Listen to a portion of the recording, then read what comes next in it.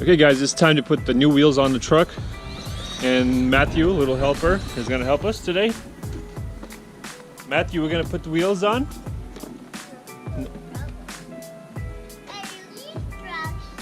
So we're going to put these 35s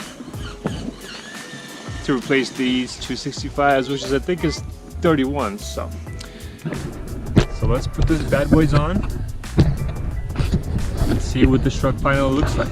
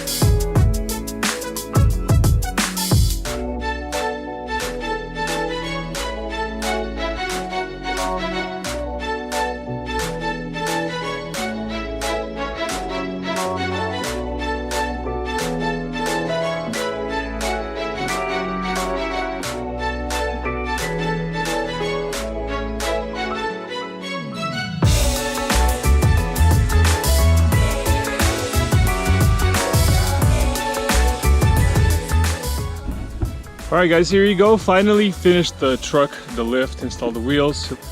And then we have little monkeys jumping in the bed. How many monkeys jumping in the bed?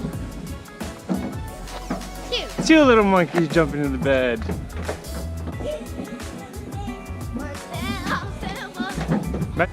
the doctor and the doctor said no more monkeys jumping on the bed. Bed. So here we go. Finally. That's finished. Looking really good. Okay, going down. Okay. And here's how much they stick out on the front. I want to say about 1.5 inches. Probably 1.5 inches, and then the back is just a tiny bit on the back.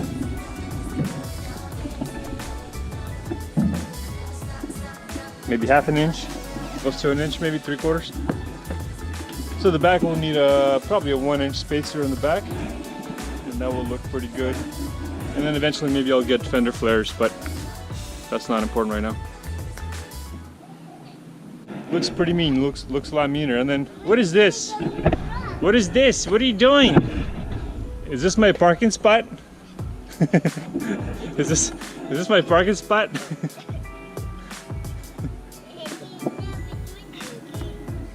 Matthew, what is she doing? I got a new parking spot, I guess. So cool. Okay, so mom can't park here. Only I can. Perfect. So much room around the truck, I can do whatever I want.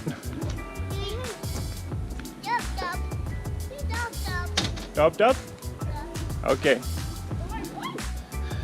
So my front wheels are hitting the front bottom valance on the front bumper right here when I'm churning. So what I'm going to do is I'm going to trim this section, and I'm going to use a hot knife. I'm going to heat up the hot knife with my torch, and then I'm just going to trim it right here and then clean it up later. But right now I'm just going to trim it just so it's not hitting the bottom valance, so it doesn't rip it off. So here we go.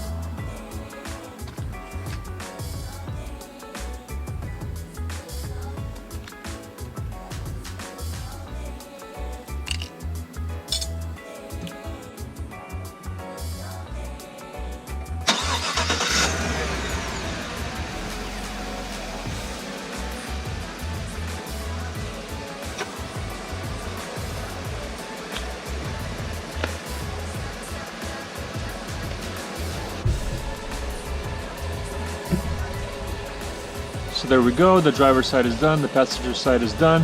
Here's what it looks like on the passenger side. And let me show you the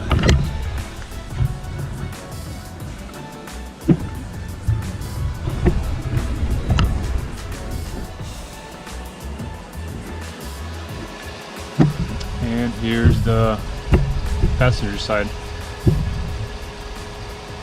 So it should be good now, but let's wait for the sun to come out and let's take a look again. Here's how the front lip looks like after I trimmed it. I still have to clean it up a little bit, like the edges and stuff, but there's no more rubbing here, but it does rub a little bit right there. So I will have to do either try to press it in more and mount it in more like so, or just cut off this square right here so it's not rubbing when I'm backing up and turning the wheel. The edge of the wheel, the edge of the tire clips this part right here. But other than that, there's no clipping on the back. It's not rubbing on the back at all. And here's the other side right here. Same thing, trimmed it with the hot knife. I gotta straighten it out just a little bit and then clean off the edges. And then here, same thing. I think it was rubbing this corner, I believe. I'll try to maybe, I think this is more like a cardboard type of form, but I'm gonna see if I can kind of bend it in and maybe mount it to something, or just cut off a square like on the other side. And same thing here, no rubbing on this side. Everything's good. So that's the only really downside. Honestly, on any lift you do between 4 to probably even 7, 8 inches, you're still gonna have that issue because of the square wheels that the Silverados and the Sierras as well. So yeah, other than that, that's all I gotta do, just trim a little bit there and it should be good to go. Some people were saying that I should do a NorCal mod, which is more trimming in the back, including the metal, I believe, but in my case I don't need to do that.